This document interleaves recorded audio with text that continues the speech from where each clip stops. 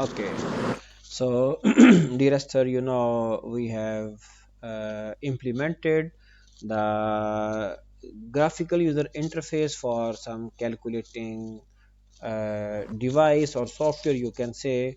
So all of the architecture or all of the user interface is there, but these buttons are not functioning right now. So today we are going to write some code, and this code will be for functioning all of these buttons. Whenever we are clicking over one, then the value of one should be displayed here, and it would be for all of the buttons. And some it might be possible for some buttons this functionality is written in a different way. Let us see how how we will write the code.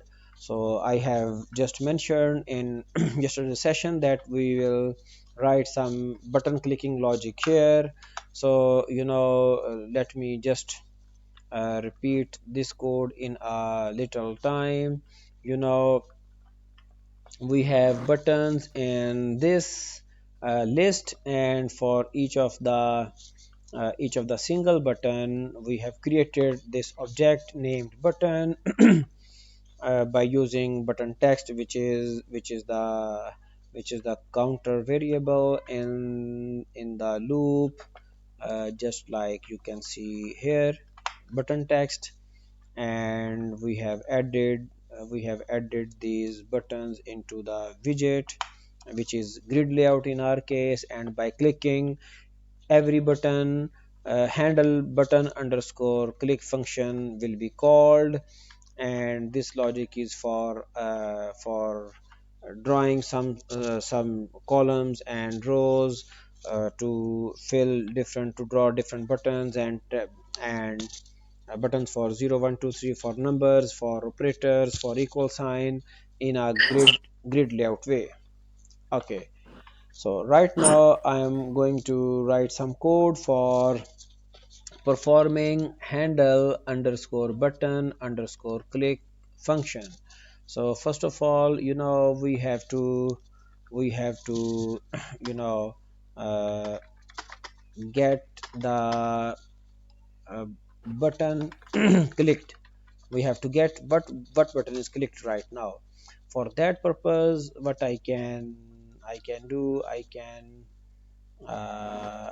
write the code button equal self whenever some key is pressed. So by using self keyword, I can send the value of that button, or you can say text of that button, whatever the text is written over the button. And in our case, this text is sometime 1 2 3 plus, then 4 5 6 7 minus 7 8. So this way it will send whatever the button is clicked. In the next step, we can get the value of the button. So for getting the value of the button, we can receive some value of button by using any variable, in my case text. And I can get the value of the button from button.text.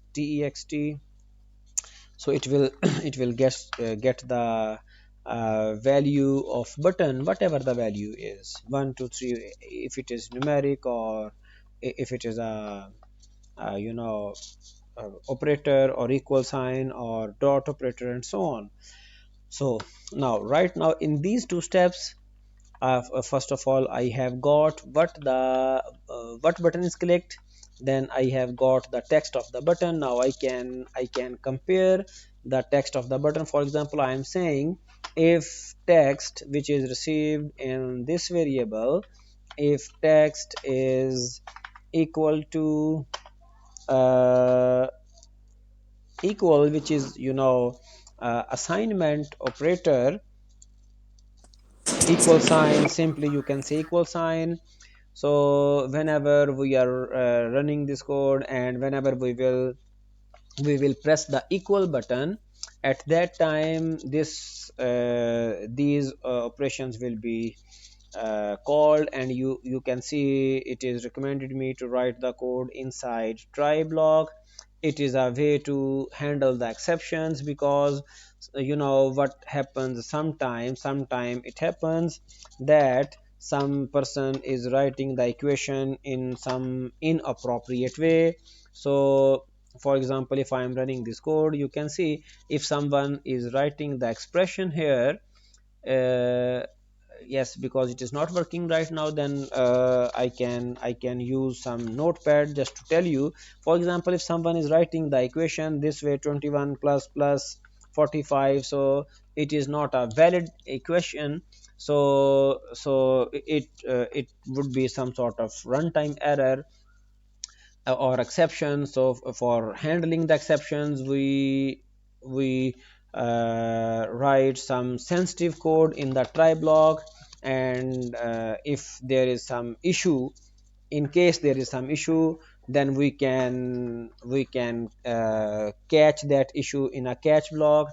Actually, it is a appropriate way to deal with exceptions. Exceptions are just like runtime errors which can occur due to some specific or certain condition, and there are a lot of different exceptions in programming languages. Some common exceptions are division by zero, file not found, or array out of index. But believe me, there are a lot of other exceptions available which can occur according to the situation. So I can write the code in the try block because it is a good suggestion, because the code is really sensitive where some error could occur. So first of all, what I have to do, I have to because whatever the equation is written over input box, I have to get that equation first of all. Fine. For example, I am saying expression. I am not sure what it was suggesting me, so that I can get what it is suggesting. Yes, it's fine, it's a good suggestion. Okay, so let me explain this statement. It is input field. You know what is the input field from the edit line you can get. uh, yes, at the top of the calculator there was a text field, edit line, q line edit, and the name of this field is input field. So what we are going to do, we are getting the text of that input field by calling input field input underscore field dot text. And we are calling with self keyword, and we are converting uh, this equation into a str. And after converting, it will evaluate the expression. Fine. It will evaluate. Eval or evaluate is a function which is trying to solve the equation. If the equation is in a valid way, then it could be solved. Otherwise, if the equation is not in a valid form, then it can write it can issue some sort of error. Okay. So if the equation is valid, then we will get the result in this variable, which is result in my case. And after that, what I can do, I can self dot input, yes, the same point. Whatever the result is, I have to write that result over the input field, over which is editable text field. After writing this statement, if there is an exception, if there is some problem, for example, it is suggesting me accept. Yes, I can accept this suggestion, accept exception as E, which is some standard way to tackle the exceptions. But what I can do, I can write some sort of error to the user, which is a sophisticated way to tackle the exceptions. Input underscore field dot set text, and I can set the text, any text. For example, I am saying the equation is written wrongly. Fine.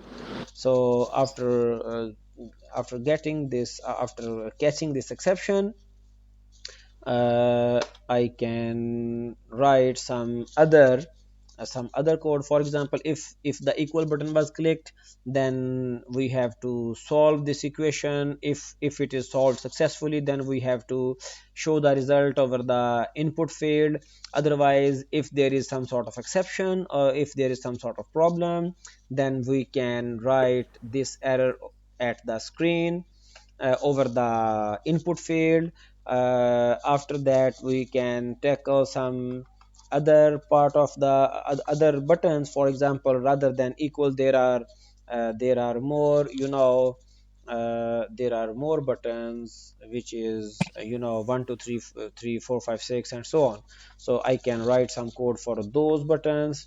For that, I have to write else, and in else part, self dot input underscore field dot set text. Rather than setting the text, I have to get the text. I think this suggestion is not good, so I have to write the code myself. What I have to do, self dot input underscore field, input underscore field, yes, dot set,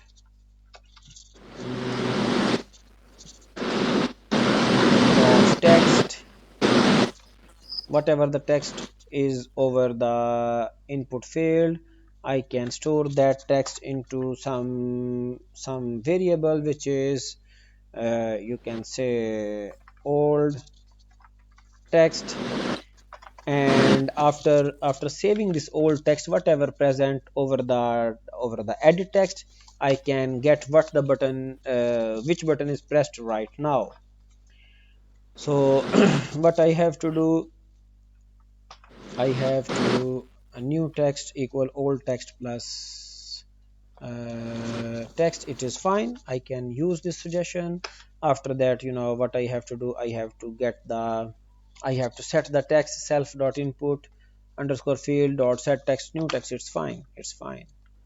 Okay. And and let me run this code if it is working or not. Mm, so actually right now this calculator is working little, but there is a room to improve the calculator more. You can see it is working. I can perform different operations. All the operations will work here, but there are little improvements, required little improvements. For example, you can see the clear button is missing from in this user interface, which is very obvious. Although the user interface is not much great, but if I want to add new button in this grid, so first of all I have to add that button just like this way. It will display over the interface, just by writing a new button. And now I have to implement this button. Right now it is only showing here C, but what I want to do, I want to clear this input in edit line if the C button is clicked. For example, if I have performed already some operation, like this 35 plus 65, it is 100. Now I want to write some other equation, some other numerics, and I want to clear this edit line. So if I am clicking over C button, then this text line should be cleared. So what I have to do, C button is placed there. I Because all of the button handling code is written here. So what I have to do, there is a if condition. If equal button is clicked, if rest of the buttons are clicked, in between these I can write elif, which is some sort of uh, if else if ladder type. So I can write here some code. I can write sorry, I have to write some condition here. Elif text is equal to C. If the text is C over the button, then what should happen? I just want to clear the edit line. So I can use any of the code. For example, this one I can write here. If it is suggesting me, then it's fine, and it is suggesting me, it's good.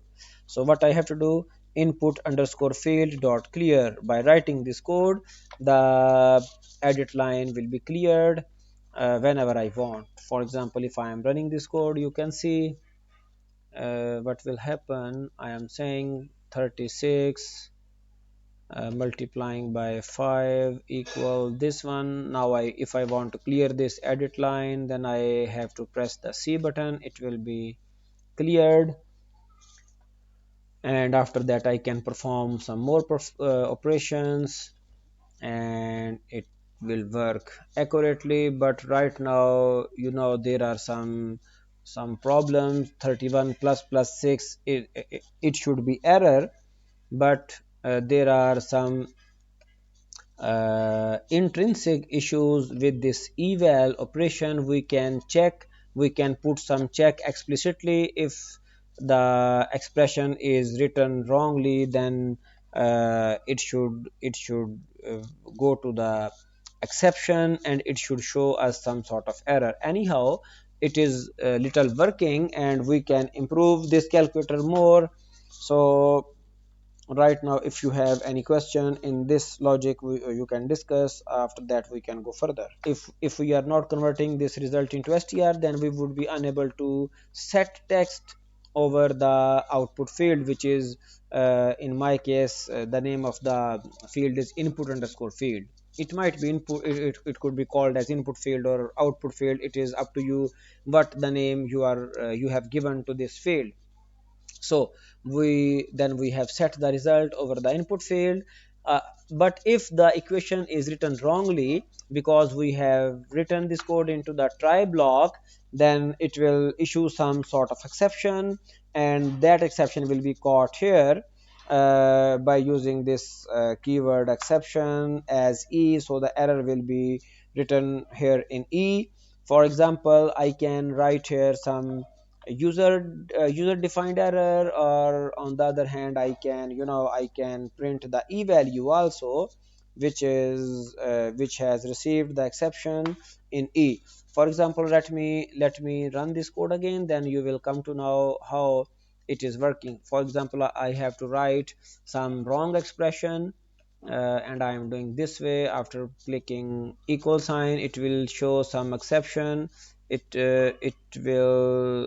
have to show the uh, value inside the a, but right now it is not showing. Let me run it again and check it again if it is working or not. Otherwise the user defined error is enough for us. I think the program has crashed. uh, yes, it is running again, and I have to write equation wrongly. And let me check what the behavior of this syntax error. There is a syntax error to str. uh, so I have to remove this one. Fine, normally it is working fine. So uh, after this equal sign, because this code is written in if, there is a elif. If it is not the case, then the next condition is if text is equal to C. then the simple action is happening here. Input field is clearing. Else, in else part, if any of the other key is pressed, then we are getting the key from old, from the text field, and we are saving that text into the old text. And whenever the new key is pressed here, then we are joining, we are concatenating the old text with current text, and we are saving this into the new text. After that, we are setting this text into the, let me tell you this logic, because it might be possible you are not getting these three line of code. For example, you can see right now nothing is there. So whenever I am clicking over any of the button, for example I am clicking over 2, what will happen? First of all, by clicking 2, first of all it will check if some value is written here. If some value is written, then that value will be stored into the old text. After that, what will happen? The old text and the current clicked button, text of the current clicked button, both the text will be concatenated and stored in new text, and this new text will be displayed over the input field. For example, right now the old text is nil, then 2 will be displayed here. After that, I am clicking at 6.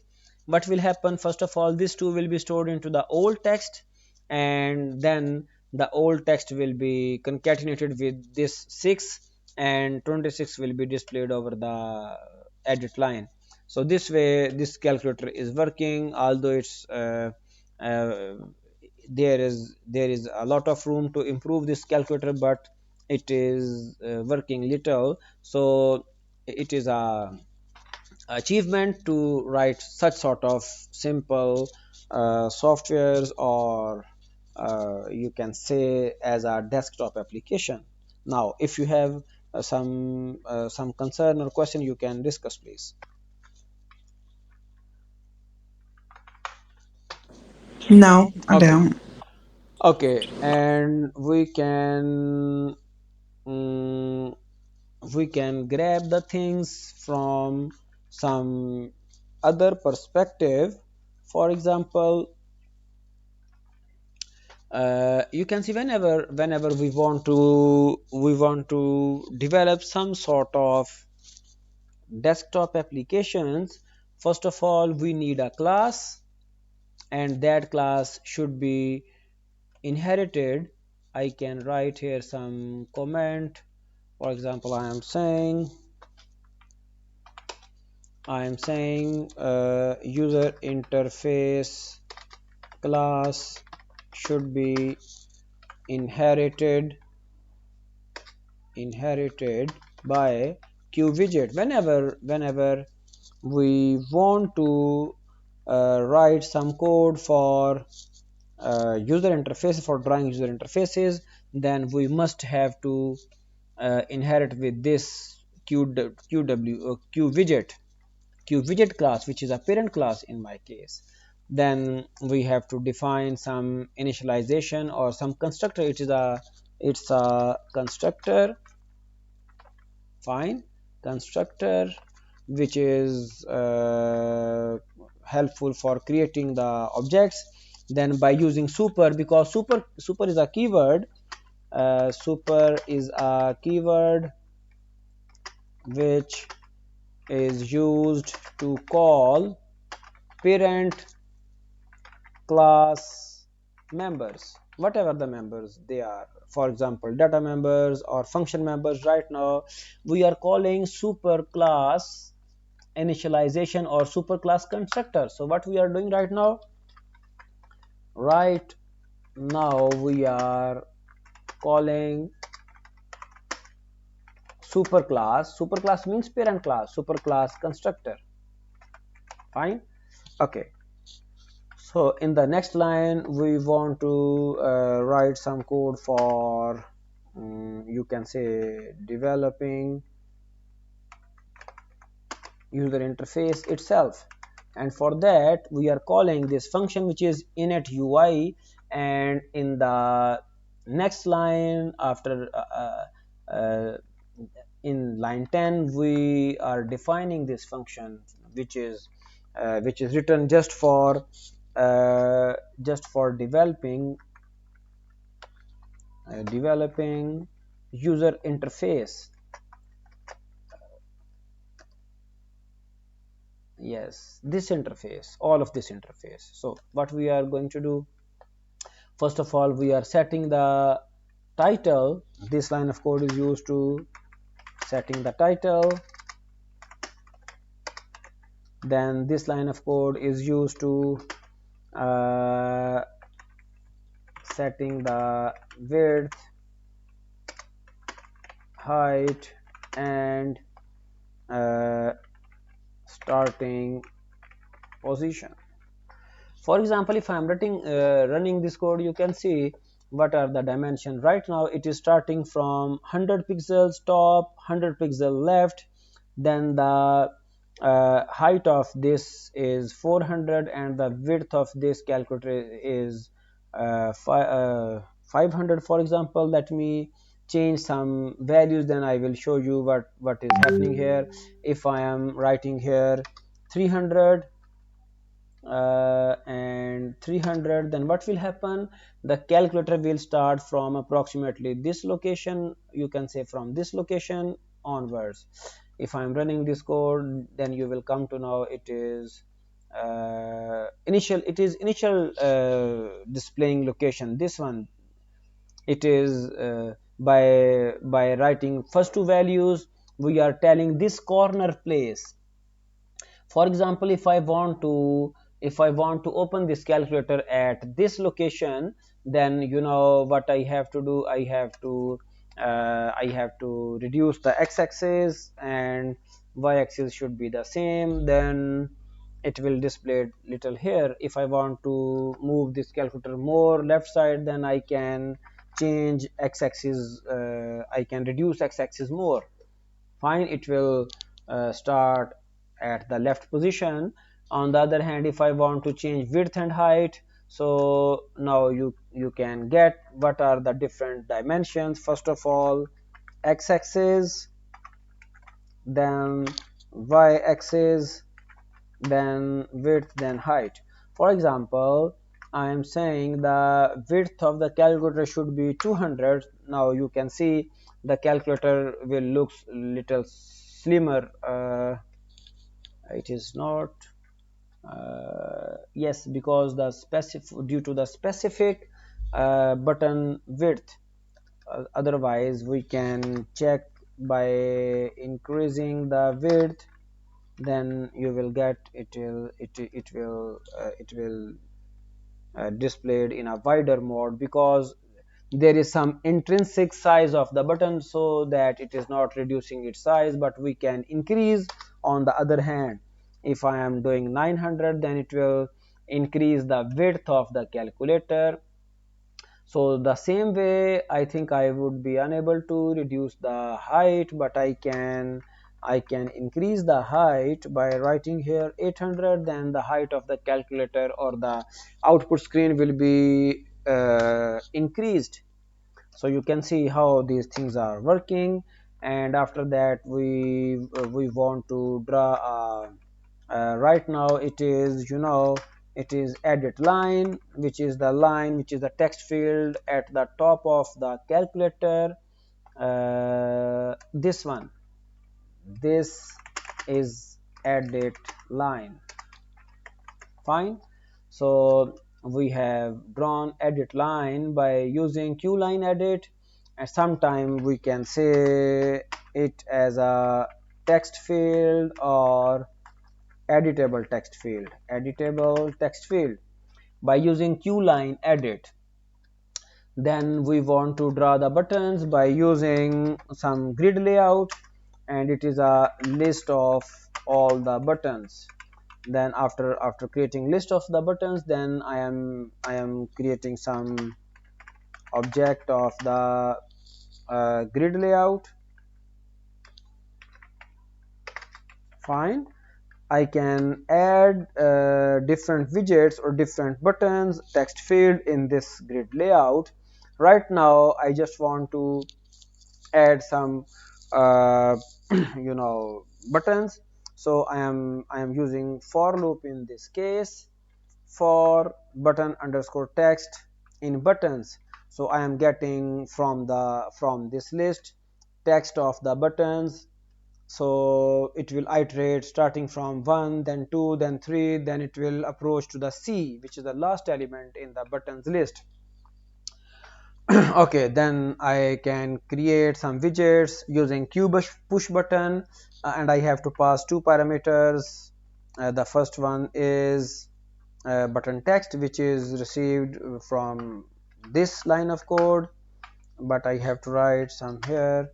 I initialized row with 1 and column with 0. It is some specific way of coding only in Python.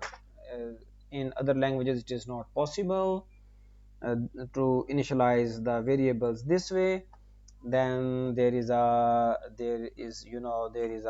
for loop, and by using this for loop I am iterating in buttons list, and the text of each button will save in button underscore text. Then by using this text I am creating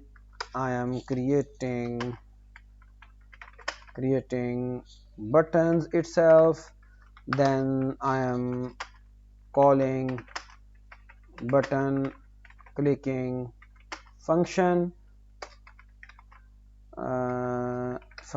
Then after that I am adding all of the buttons in grid layout, and it is increment in column. Then there is a condition: if the columns are going beyond 3, then column value will be initialized with 0 and row will be incremented by 1. These things are little simple. Then you can see I am adding the grid layout at the start. Fine. And I have mentioned the location of this edit line input field, which is edit line is stored in input field, where I want to show this edit line. I am adding edit line at 0 row 0 at the 0 0 position. 0, you can say at the top of the widget, or you can say at row 1 and column 1. Okay, simple explanation. Then I am displaying layout, setting layout, you can say setting layout. Display will happen in the main function. So after that there is a button handle button click, which I already explained to you in some detail. Then after writing the button clicking function, you know what I have to do. Oh, what I have to do, there is some extra pass is written here, so I have to remove this one. Okay, so I have to define a main function. In main function I can call this application for drawing some user interfaces. Then I can call calculator UI class, and I have created object of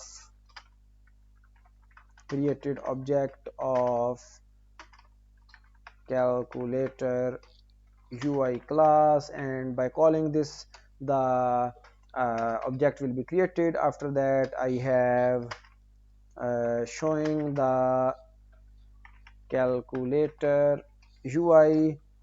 After showing, whenever it is appropriate time, the